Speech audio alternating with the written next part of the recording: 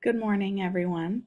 Today, I will be taking a few minutes to discuss with you our proposal to take our product, AirPower, into the Chinese market. As we all know, the current demand for technology is strong in many markets. Technology continues to make our lives easier, and the demand is there for products that increase the convenience factor for the customer. One challenge the consumer has faced regularly in this field is keeping their devices charged. AirPower is the solution to that challenge. Not only does this product increase the convenience level of charging our many devices, it also reduces waste and enhances the device durability.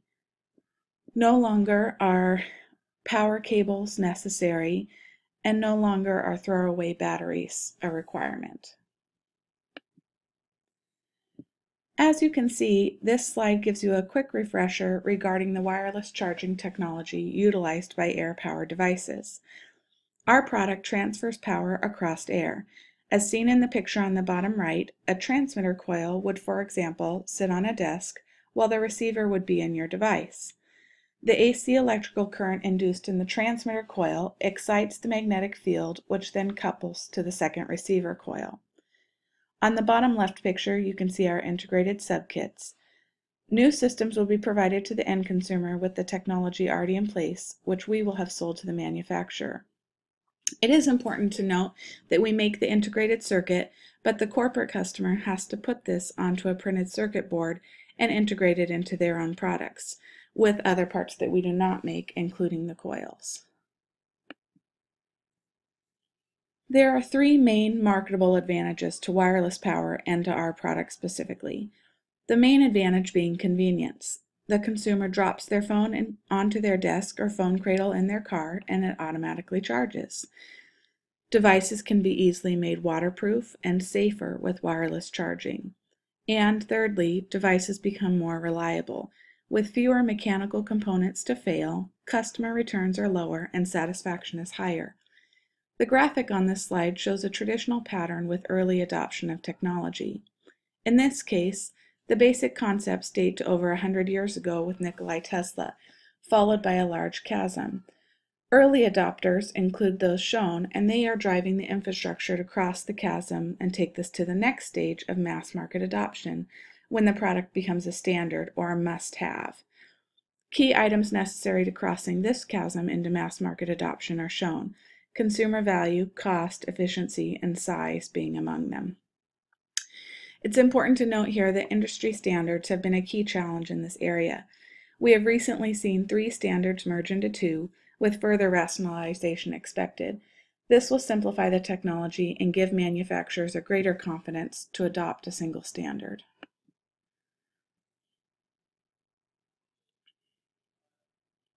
There is currently a competitive landscape for this kind of technology. Big wins with big brands can be great, but these are consumer products with short life cycles, so revenue will come in huge peaks and disappear fast, making it somewhat volatile. Mass market, small to medium businesses require a different structure and approach. We need to begin to build corporate brand awareness. We need to have a powerful website, as most consumers we will never meet. And as we will discuss later, websites are a significant component of marketing in China. We need to develop our partnerships and channel distribution infrastructure right away. Price will be less important for our smaller consumers, as access to parts, design kits, and ease of use will be more critical.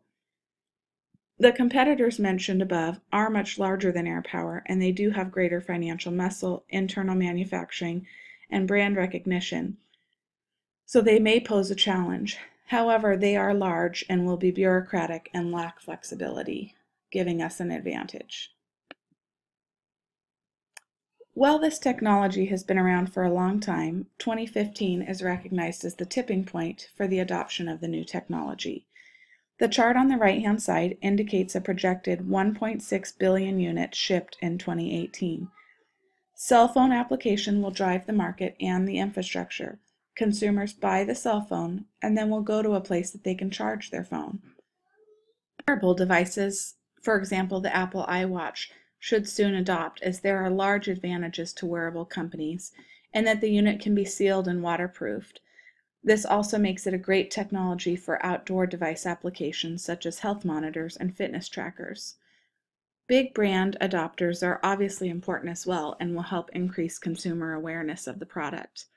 The picture on the bottom left shows the Starbucks ring, which is already available in select locations and retrofits the consumer's current device to allow it to wirelessly charge in their stores.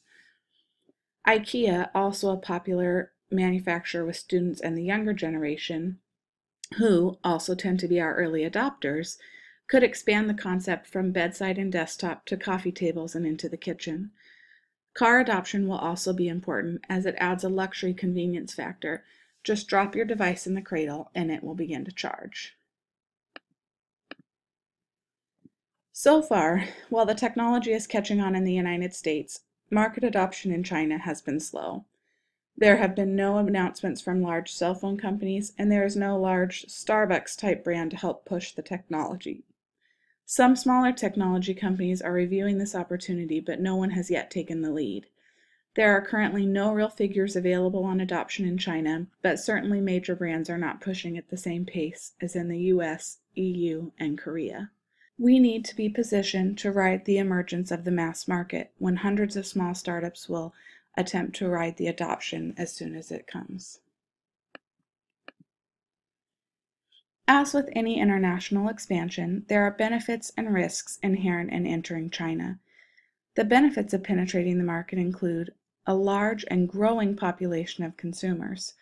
With the current population of 1.3 billion and an urban population, as of 2014, of 54%, that gives us 700 million potential individual customers.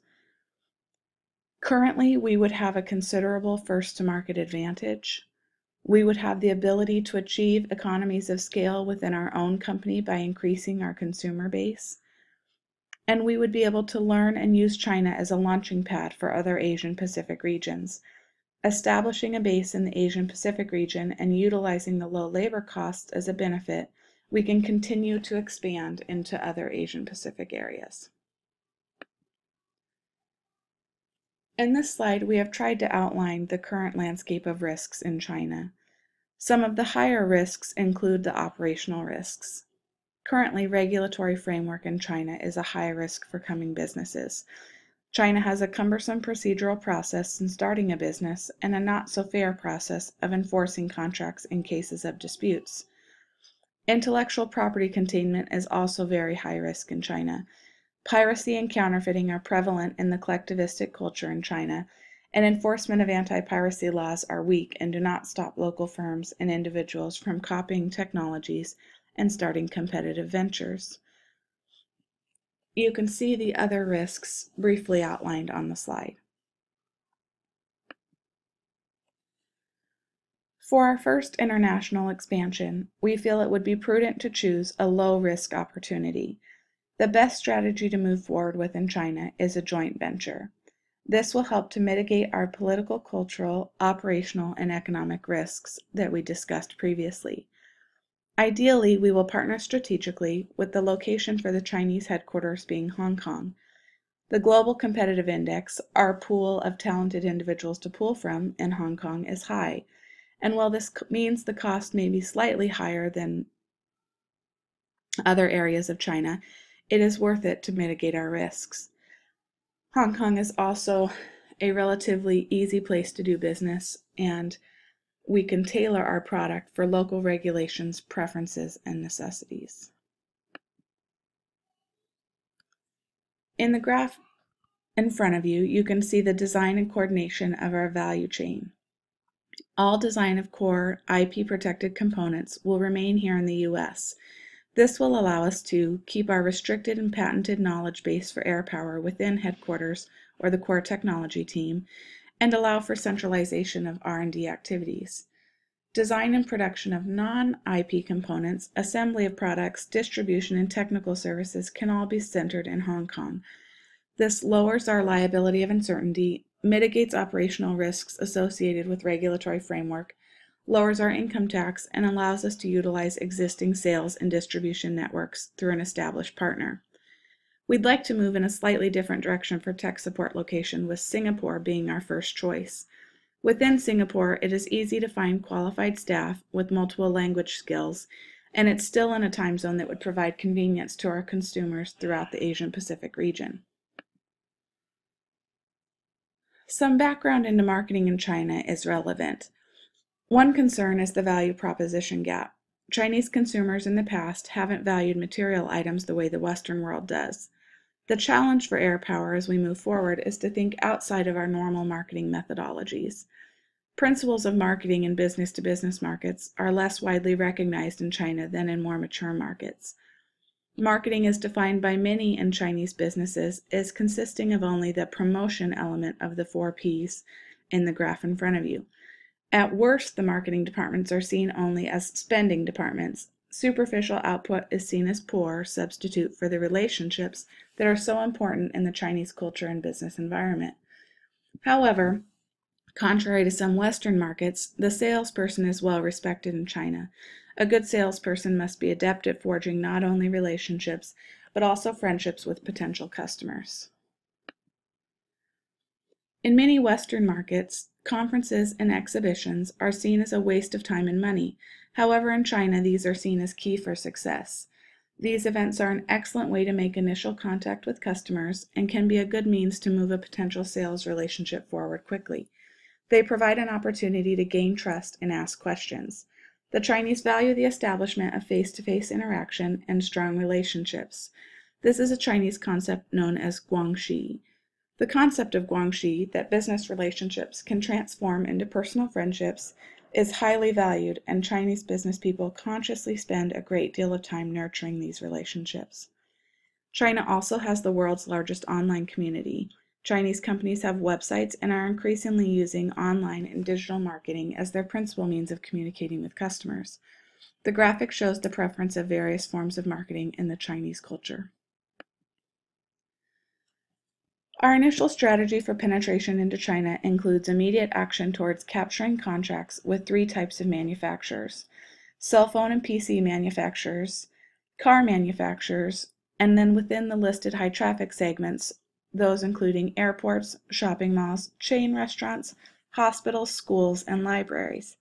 By penetrating the high traffic segment, we can further bridge the gap into quick mass adoption of the product. Once we have our contracts in place and have penetrated the market segment, we next need to move to the individual consumer market. A one-size-fits-all strategy won't work in China due to geographic and economic variations across the large country. We will need a minimum of 2 mass market entry strategies, one for the more affluent coastal and Inner Mongolia regions, and another for the lower GDP interior regions. These 2 strategies will also help us with our continued expansion in the Asian Pacific region, as we will continue to see a large variance within economies across each region. The graphic to the right clearly illustrates the variation in per capita GDP across the country.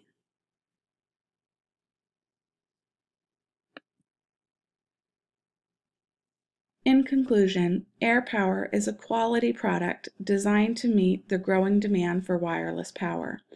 It meets the target market's current needs, and by continuing to focus on superior quality, keeping our prices in check, and being a friendly and easy to work with company through our cultural training and knowledge of the target area, we can bridge the gap to mass market adoption in China. This will allow AirPower to continue to grow and expand throughout the Asian Pacific region and further internationally after that point. Thank you for attending our presentation today. We appreciate the time you've spent listening to our discussion of AirPower's expansion into China. The final slide shows some references in case you would like to check over any of the material presented in the presentation today.